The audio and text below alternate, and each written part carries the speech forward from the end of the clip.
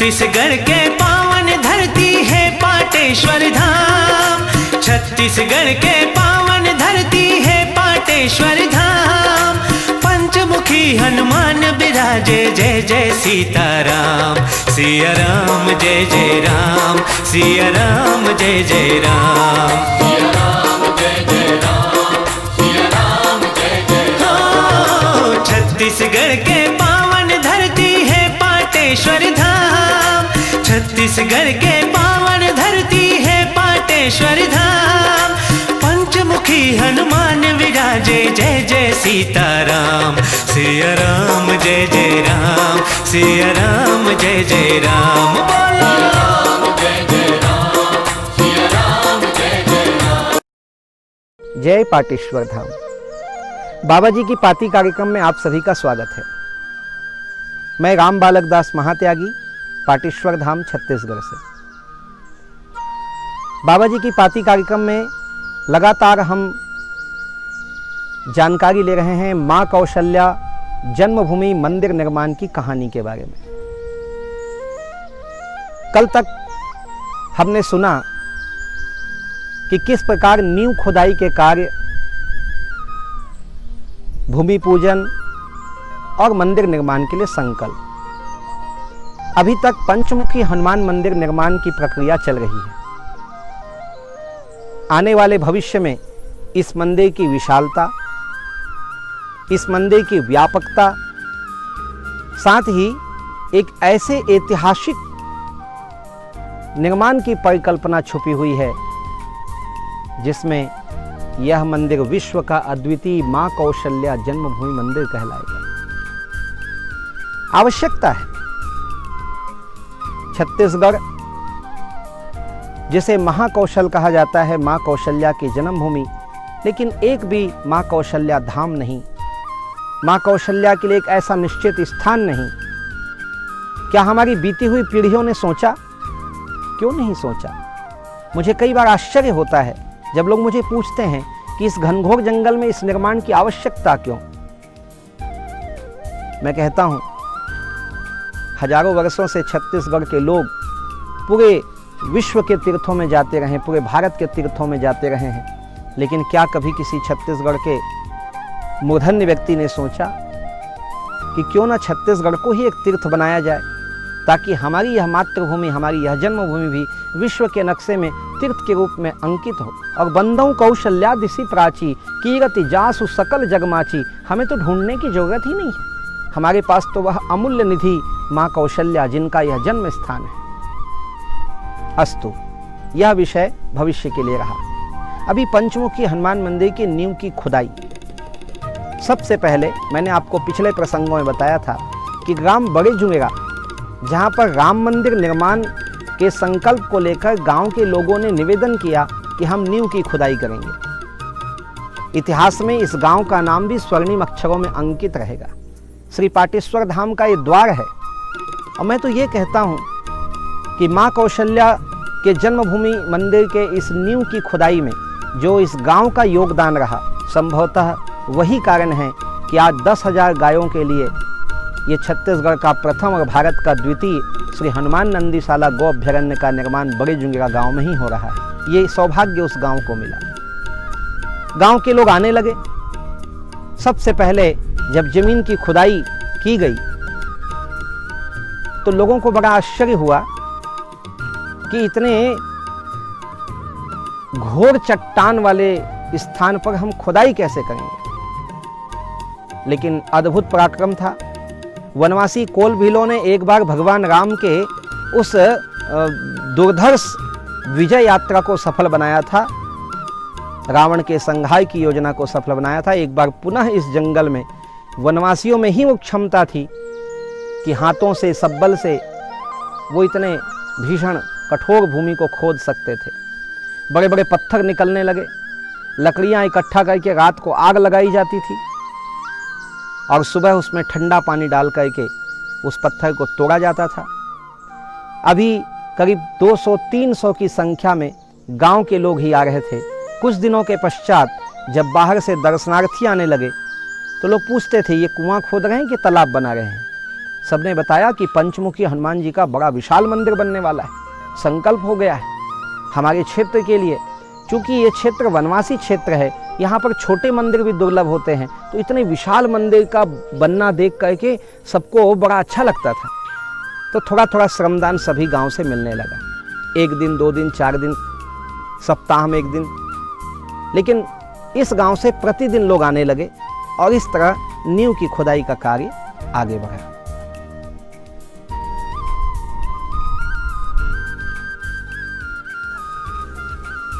दुनिया चले ना श्री राम के बिना, राम जी चले ना हनुमान के बिना, राम जी चले ना हनुमान के बिना। बड़ी चर्चा थी, भक्तों में यही बात होती थी। एक पत्रकार ने उसी समय मुझे पूछा, अमर उजाला से विनोद डबास जी ने पूछा कि अभी अयोध्या में श्री राम जी का प्रस्तावित मंदिर बना ही नहीं और आपने नींव खोदना शुरू कर दिया पंचमुखी हनुमान मंदिर का। मैंने कहा, बंधु, भजन है कि दुनिया चले ना श्री राम के बिना, पर राम जी चले ना हनुमान के बिना। मुझे तो ऐसा लगता है कि पंचमुखी हनुमान मंदिर पहले बनेगा।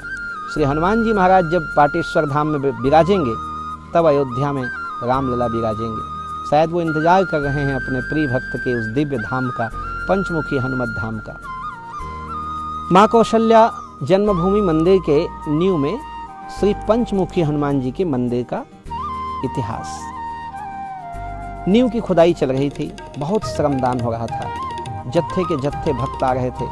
जैसा कि आप देख पा रहे हैं, कितना मेहनत, कितना श्रम, बड़े बड़े चट्टानों को आग लगा के तोड़ना, जमीन के अंदर से 30 फीट गहरे से उन पत्थरों को बाहर निकालना किसी के वश में नहीं था ये। इसी बीच में वैसे कभी कभी जाना होता था दिल्ली आश्रम। हमारे गुरुदेव के भी गुरुदेव महामंडलेश्वर परम पूज्य श्री रामकृष्ण दास जी महात्यागी मचान वाले बाबा जी, जो लगातार सन 2000 से मचान लेकर बैठे हुए थे, मचान पे ही रहते थे, नीचे नहीं उतरते थे। तो दर्शन करने हम दिल्ली गए। पूज्य महाराज श्री को जब मैंने बताया कि इस तरह पंचमुखी हनुमान जी का मंदिर निर्माण का कार्य प्रारंभ हो गया है और बहुत बड़े स्थान में नींव की खुदाई हो रही है, तो दिल्ली वाले महाराज जी मुस्कुराए। उन्होंने कहा, बालक, आदिवासी क्षेत्र में तुम जो करते हो ऐसा लगता है कि मैं ही वहाँ पे बैठा हूँ। मैं दिल्ली में रह के भी अपने आप को उन जंगलों में पाता हूँ, उन वनवासियों के बीच में पाता हूँ। बहुत आनंदित हुए, आशीर्वाद दिया। और उन्होंने एक बात मुझे कही, यहाँ से शुरुआत होती है ठोस पत्थर के कहानी की। माँ कौशल्या के जन्मभूमि मंदिर के निर्माण की तो परिकल्पना भी नहीं थी। हजारों वर्ष स्थापित रहे ऐसा भी नहीं था, लेकिन अब शुरुआत हुई कि यह हजारों वर्ष के लिए स्थापित हो। पूज्य महाराज श्री ने कहा कि ईंट सीमेंट का बनाओगे तो वो टूट जाएगा, 100 साल 200 साल। तुम ऐसा कुछ करो जो हजारों वर्ष रहे, इतिहास बने, सोमनाथ मंदिर की तरह, जगन्नाथ की तरह, रामेश्वरम की तरह। अरे भारत में 4 धाम हैं, ये 5वां धाम बन जाए। गुरुदेव के गुरुदेव का आशीर्वाद मिला, भला मैं कैसे नहीं बोलता। फिर मुझे तो आदत थी तिल का ताड़ बनाना। मैंने कहा, बिल्कुल आज्ञा सिरोधार्य है। और हमने मन बना लिया कि अब तो यह मंदिर बनेगा भरतपुर के लाल पत्थरों से। अयोध्या का मॉडल भी होगा और अयोध्या जो पत्थर जा रहा है उसी पत्थर को हम यहाँ भी लाएंगे। कठिन था, 1400 किलोमीटर दूर से लाल पत्थरों को लाना, उसके लिए लॉट करना, उसके लिए ट्रकों की व्यवस्था करना, क्रेन की व्यवस्था करना, लेकिन वो सब सोचा नहीं हमने। कहा जब समय आएगा वो स्वयं करेंगे। और इस तरह माँ कौशल्या जन्मभूमि मंदिर, जो उस समय पंचमुखी हनुमान मंदिर के नाम से बन रहा था, उसमें नींव खुदाई के साथ साथ एक और अध्याय जोड़ गया कि अब यह ठोस पत्थर से बनेगा, ये लाल पत्थर से बनेगा, ऐतिहासिक बनेगा, अमर रहेगा यह कृति। यह क्रम भी उसमें जोड़ दिया गया।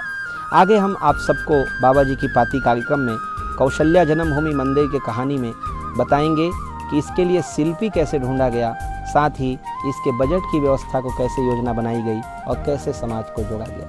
बाबा जी की पाती कार्यक्रम में धारावाहिक माँ कौशल्या जन्मभूमि मंदिर निर्माण की कहानी में मैं राम बालक दास महात्यागी, पाटेश्वर धाम, छत्तीसगढ़, आप सभी का स्वागत करता हूं और चाहता हूं आप इसी तरह हमारे साथ जुड़े रहें। कल फिर मिलेंगे एक नए संस्मरण, एक नए विषय के साथ। तब तक के लिए जय सिया राम, जय गौ माता, जय गोपाल, जय पाटेश्वर धाम।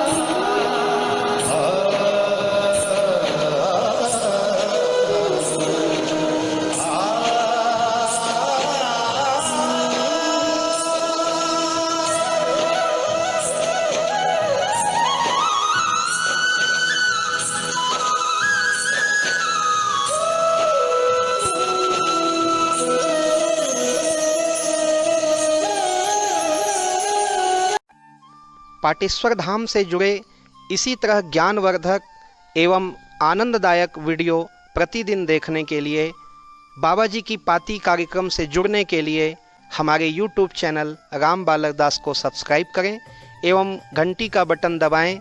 इस तरह आप हमारी सूचनाओं से जुड़े रहेंगे। ध्यान रखें, प्रतिदिन शाम 4 बजे बाबा जी की पाती कार्यक्रम में आप सभी का स्वागत है।